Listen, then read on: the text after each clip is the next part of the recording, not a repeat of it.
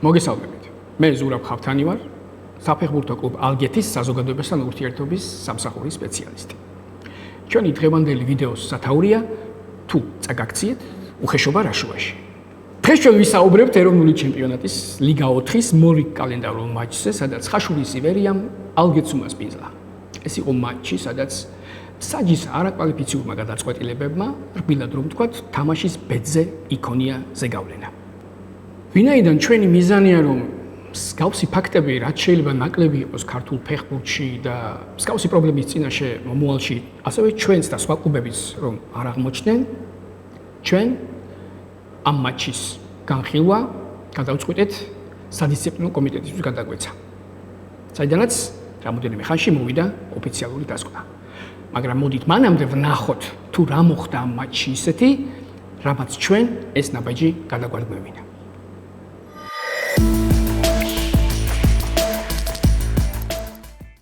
სატურნირო თვალსაზრისიდან გამომდინარე, შეხვედრა დასაწყისიდანვე დაძაბული რომ იქნებოდა ეს ცხადი იყო. ივერიას ფეხბურთელებმა ტაქტიკური გეგმა შეასრულეს, თავიდანვე აგრესიული პრესინგი დაიწყეს, ეს იყო მცველის მითითება, ეთამაშათ მაქსიმალურად ხისტად და აგრესიულად, რომ ჩვენთვის თამაშის საშუალება არ მიეცათ. მესმის ეს ტაქტიკური გადაწყვეტილება, მაგრამ მოედანზე საჯი იმისთვის ინიშნება, რომ მსგავსი ფაქტები აღკვეთოს და აგრესიული თამაში ფეხბურთელების ყვითელი და წითელი ბარათებით დააშოშმინოს. მაგრამ იმ შეხვედრაში თავარი არბიტრი ბატონი ომელინსკი და მისი თანაშემწეები აშკარად არ იყვნენ განწყობილი ჭეშმარიტი სამართლიანი ფეხბურთისთვის. დიახ, მათ მოიგეს სულ სხვა მანტია. არაფერი მესმის, ვერაფერს ვხედავ. მოდით დეტალურად ვნახოთ ყველა ვიდეო მომენტი ამ შეხვედრიდან, თუ რაზე გვაქვს საუბარი და დასკვნები ფაქტების შემდეგ გამოვიტანოთ.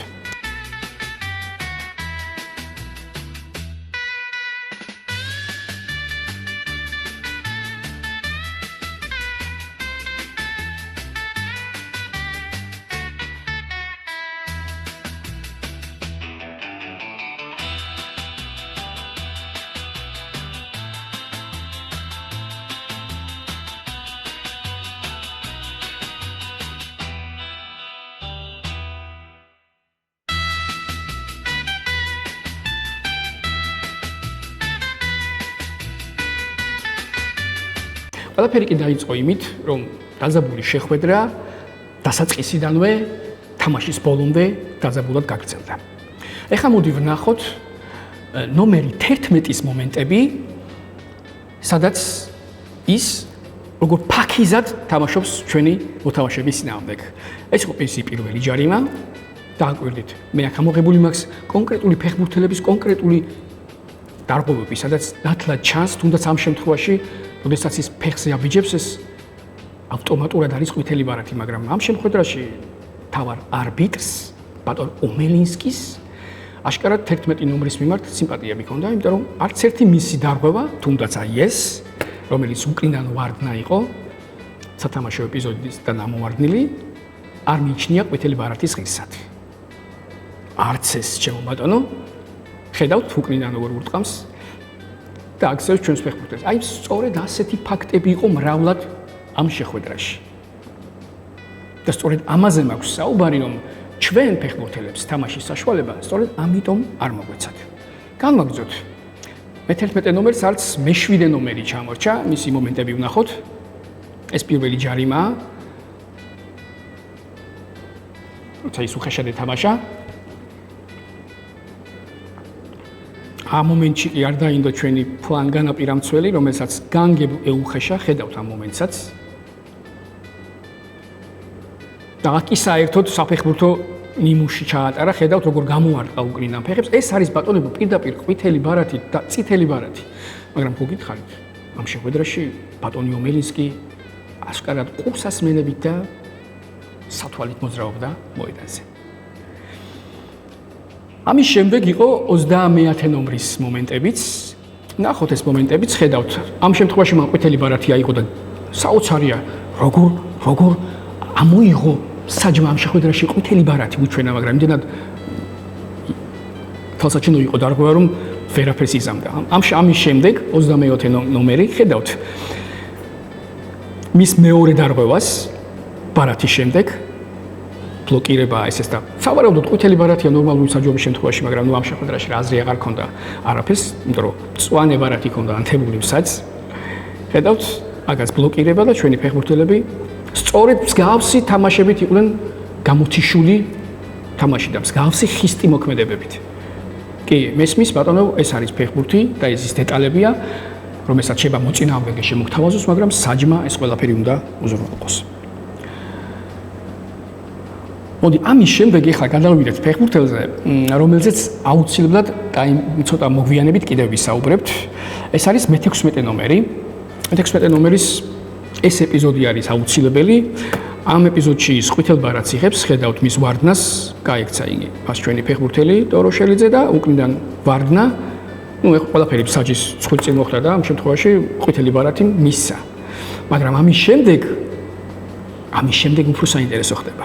დავიმახსოვროთ ეს მე-16 ნომერი, ამას აუცილებლად დაუბრუნდებით. ამ ხედავთ ამ მომენტში ვარდნა, მასა და ჩვენ კაპიტანს შორის და ის როგორ აბიჯებს ფეხს და მე გაყურებული სახით ხელებს იქნებს, თითქოს არც არაფერი მოხდა. ეს კი უდავოდ ყველაფერი ხდება, უკვე ბარათი მიღებული აქვს. ხედავთ აქ სახეში როგორ ურტყამს ჩვენს ფეხბურთელს, ბატონებო, ეს არის ყვითელი ბარათი პირდაპირ, რაც ავტომატურად ნიშნავდა, რომ პირველი ტაიმის შუაში ხაშურის იბერია დარჩებოდა 10 კაცით. ხედავთ, სახეში როგორ ურტყამს ხელს, რაც ავტომატურად იქნებოდა წითელი ბარათი. დავიმახსოვროთ, ეს პირველი წითელი ბარათი. ეხლა გადავიდეთ მე-10 ნომრის მოქმედებებზე. ეს საერთოდ სასწაულია. მე-10 ნომერი თავიდანვე აგრესიულობით გამოირჩეოდა, ხედავთ ამ მომენტში. მან ფეხი დააბიჯა ჩვენ ფეხბურთელს, შეიძლება ვიღაცამ იფიქროს სათამაშო ეპიზოდია, არა უშავს, მაგრამ აი სწორედ ასეთი სათამაშო ეპიზოდები იქნებოდა მთელი თამაშის განმავლობაში. სწორედ ამაზე მაქვს საუბარი, რომ ასეთი თამაშით მოწინააღმდეგის გამოთიშვა ნიშნავს, რომ საჯი საერთოდ არ არის მოედანზე და გაძლევს იმის საშუალებას, რისი გაკეთებაც გინდა. აი ამ შეხვედრაში. ეს წვრილმანი ჯარიმებია, მაგრამ ქლიანობაში არ არის წვრილმანი ჯარიმები. ქლიანობაში ნიშნავს იმას, რომ თითოეული ბურთის მიღება ჩვენი ფეხბურთელებს ნიშნავდა მათზე უხეშთავას. აი ამ შემთხვევაში. ეს ხომ მაინც იქნებოდა ყვითელი ბარათი. კარგი. ამ შემთხვევაში წარმისცა ყვითელი ბარათი. და მოდი ახლა გადავიდეთ მომენტზე, რომელიმაც პირველი ტაიმის მიწურულს ძალიან დიდი ზეგავლენია მოახდინა თამაშზე. ეს იყო ეპიზოდი, რომელმაც მე ვიტყოდი, რომ თამაში გარდატეხა უნდა შეეტანა.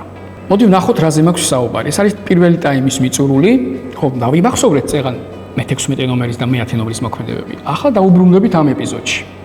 ხედავთ ამ ეპიზოდში შეტევაზე მოდის ხაშურის იბერია, ჩაიჭრა ჩვენო ჩაჭრა და ხედავთ აქ რა ხდება. ეს არის ვარდნა პირდაპირ ხედავთ გაშლილი ფეხით, რაც ავტომატურად ნიშნავს ყვითელ ბარათს.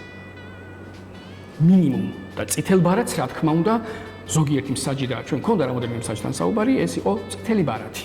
ხედავთ, გაშლილი ფეხით ვარდნა, აქცია ამის შემდეგ სასტვენი ისმის, მაგრამ მე-16 ნომერი არ ჯერდება ამ სასტვენს, არ აინტერესებს სასტვენი და აკეთებს ვარდნას ჩვენი ფეხბურთელის მიმართ.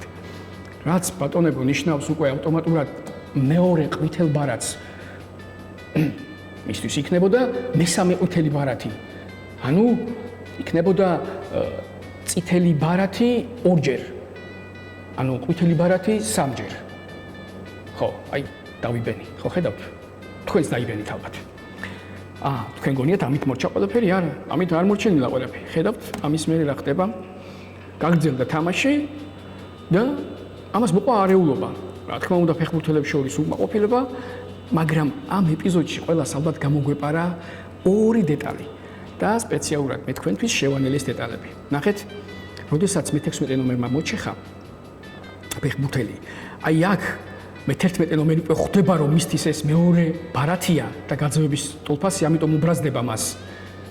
მაგრამ ხედავთ, რომ საჯმა ეს რეაგირების გარეშე დატოვა და უბრალოდ მე-10 ნომერს უჩვენა მხოლოდ ყვითელი ბარათი. მაგრამ ამ დროს ნახეთ რა ხდება მეორე ეპიზოდში, მე-10 ნომერმა კიდევ ხელი კრა ჩვენ ფეხბურთელს. მოკლედ არ ვიცი. თქვენ თვითონ შეაფასეთ, თქვენ თვითონ ხედავთ რა ხდება მოედანზე. ეს იყო პირველი ტაიმის ეპიზოდები, რომელმაც კიდევ ერთხელ აღნიშნავ, ძალიან დიდი ზეგავლენი იქონია თამაშზე, რადგან აქ რომელიმე ფეხბურთელის ამ ორიდან თუნდაც გოლის ავტორის გაძევება იქნებოდა აკმაყოფილება გადამწყვეტი. ასევე ერთი, ასევე მეორე ფეხბურთელისთვის. მაგრამ თქვენ გონიათ ამით დამთავრდა ყველაფერი? არა ბატონებო, ამით არ დამთავრებულა ყველაფერი. აი ამ ეპიზოდში, როდესაც ასეთი არეულობა ხდება მოედანზე და როდესაც ფეხბურთელები ერთმანეთში არკვევენ რაღაცებს, ეს ბატონი მეათე ნომერი გამოეყოფა სათამაშო ეპიზოდს და პროვოკაციულად ხელების ჟესტების ენით მიმართავს ჩვენს გულშემატკივრებს. დიახ ბატონებო, აი ამ კადრებზე მაქვს საუბარი.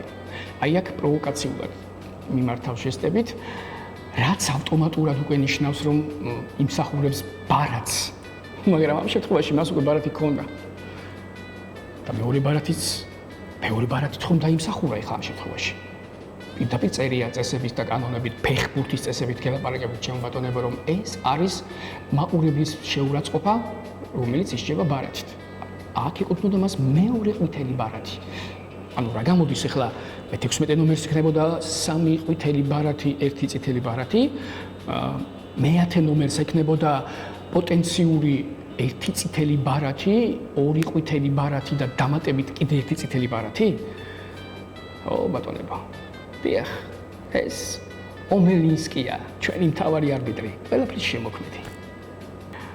როგორც აღნიშნული ვიდეო მასალიდან ვნახეთ ყველა და დავასკვენით, ჩვენი წერილის, რომელიც სადისციპლინო კომიტეტში გავაგზავნეთ, არ იყო საფუძველს მოკლებული. და ვითხოვდით ლოგიკურად, ფაქტების მიხედვით იმას, რომ ეს შეხვედრა და ეს მსაჯობა იყო ძალიან რომ ვთქვათ, ფსკერს ქვემოთ. ამის შემდეგ სადისციპლინო კომიტეტმა იმსჯელა და ორკვირიანი მსჯელობის შემდეგ გამოიტანა დასკვნა და რა თქმა უნდა ჩვენ კლუბს და ხაშურის ივერიასაც ეს სადისციპლინო კომიტეტის წერილი გადაეცათ. ამის შემდეგ მათ ხაშურის ივერიას წარმომადგენლებმა საუბარი თავიანთ გადაცემაში ისაუბრეს ამ თემაზე და გამოთქვეს უკმაყოფილება, რომ ჩვენ შევიტანეთ სადისციპლინო კომიტეტში წერილი, რომ ეს შეხვედრა განხილული იყო სხვანაირად. რა თქმა უნდა, მათ ეს ჩვენი გადაწყვეტილება არ მოეწონათ და ამ ჩვენს ქმედებას უწოდეს სულელური. მოდი ვნახოთ ეს ვიდეო. რას ალგეთის ვარნეული ითხოვდნენ აი ბაბაქიშევს მოეწონათ წითელი ბარათი, მატჩის შედეგის ანულირება და კიდე რაღაც სისულელებს ითხოვდნენ ბოდიში ამ გამოთქვას რა.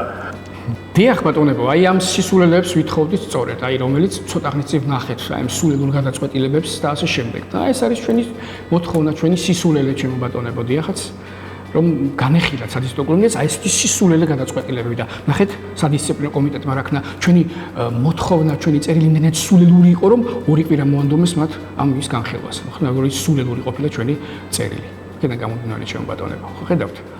მაგრამ სადისციპლინო კომიტეტმა რა დასკვნებიც გამოიტანა, ესეც გასაჯაროდა ამ ყველაფერში, რა თქმა უნდა, ჩვენი მოთხოვნებიდან ყველა არ დაკმაყოფილდა, მაგრამ მთავარი მოთხოვნა რაც იყო ჩვენი ერთ-ერთი მოთხოვნა, რომ მე-10 ნომერი მათი ამას მიიღო დისკვალიფიკაცია იმისთვის, რომ ჩვენ გულშემატკივრებს, ჩვენ ფეხბურთელებს შეურაცხყოფა მიეყენა, მათ ეს დააკმაყოფილეს და მას 3 მატჩიანი დისკვალიფიკაცია მისცეს.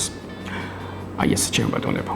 რაც შეეხება კიდევ მათ ერთ-ერთ განცხადებას, რომელიც გააკეთეს ამ გადაცემაში და რის გამოც ძირითადად გადაუწყვეტეთ ამ ვიდეოს ჩაწერა.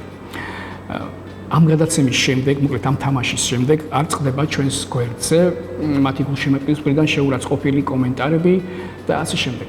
რა თქმა უნდა, ეს ფეხბურთია, შეიძლება გულშემატკივარს გამოხატვის უფლება ჰქონდეს, მაგრამ არ უნდა გადაცდეს ეს ყველაფერი ზომიერების საზღვარს. აქედან გამომდინარე, სწორედ ამ მათი გადაცემიდან და ზოგადად ამ კომენტარებიდან გამომდინარე, ჩვენ გადავწყვიტეთ, რომ აი ეს ვიდეო ჩაგვეწერა. ვიდეო, სადაც ნათლად გამოჩნდებოდა ყველაფერი, თუ ვინ იყო მტყუანი და მართალი. საზოგადოებამ ნახა, რამდენად სამართლიანად მოიგო ხაშურის იმერიამ და რამდენად სამართლიანად იმსაჯა ბატონმა ომელინსკიმ.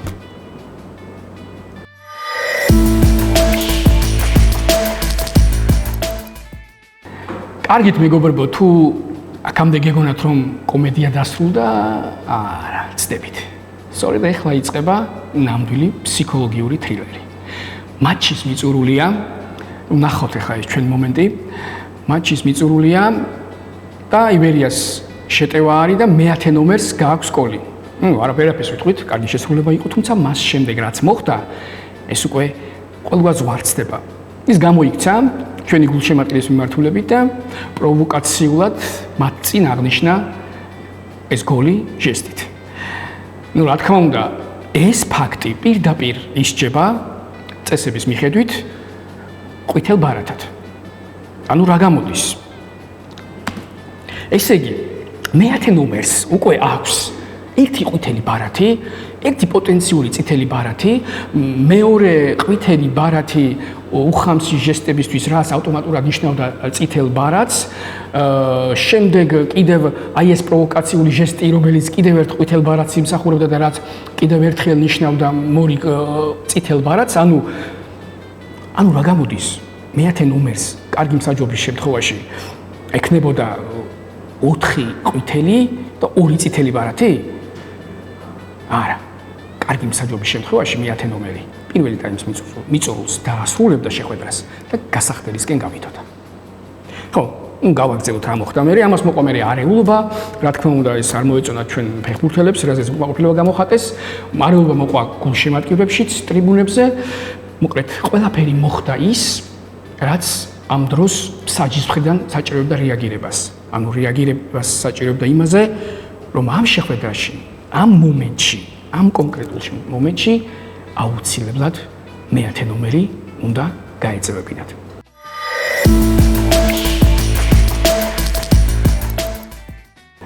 ახლა კი მივმართავ ყველა საფეხბურთო გუნდს და მათ წარმომადგენელს.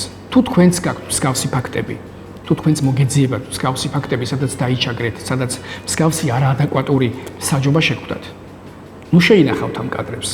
მოდით გავასაჯაროოთ, ღიად ვისაუბროთ ამ ყველაფერზე და ასე შევუწყოთ ხელი ფეხბურთის განვითარებას. წინააღმდეგ შემთხვევაში თუ ამაზე ხმას არ ავიმაღლებთ, ძალიან უკან დავბრუნდებით. წინ კი არა, მაბიჯებს გადავდგამთ ძალიან უკან. და ბოლოს მინდა დაგემშვიდობოთ აი ამ კადრებით, რომელსაც ნახავთ და შევხვდებით იმედია მომავალში უკეთესი ამბებით და არ მოგვიწევს მსგავს თემებზე საუბარი და მოგვიწევს პირიქით სასიამოვნო საფეხბურთო დეტალებზე საუბარი, სადაც ორივე მხარისთვის, როგორც მოწინააღმდეგისთვის, ისე ჩვენი გუნდისთვისაც ჯანსაღი საფეხბურთო გარემო იქნება შექმნილი. მანამდე მოდით აი ამ სიტყვებით დაგემშვიდობებით. რეპორტაჟი შემდეგ დაუბრუნდი მე ამ რეპორტაჟთან. მარტო იმათი, რაც მინდორზე მაგათმა იგორავს ჯამში 25 წუთი გამოვა. საათნახევრის მაგრამ 2 საათი ვითამაშეთ. 25 წუთი 4 წუთიანი პაუზები ჰქონდათ, რავი, რამდენი შეიძლება დაი. ჩვენ რაზე უნდა ვესაუბროთ, რასაც ეგენი ამბობენ, რომ ანუ ჯარიმის ზღვარზე ფეხბურთელები მინდორზე ტაქტიკური გადაწყვეტილება იყო ფონდების და ფეხბურთელების და ეხლა იყო იქ არბიტრი და იმისთვის არის განსაჯოს იქნება ხან ჯარიმას აიღებ, ხან 11 მეტრიანს აიგებ, ხან წითელ ხმეიგებ, მაგითო თუ წავაქციეთ უხეშობა და შუაში. ჩემო ძვირფასო მაურევლებო, ამ სიტყვებით გემშვიდობებით. თუ წავაქციეთ, უხეშობა რა შუაში. ნახვამდის.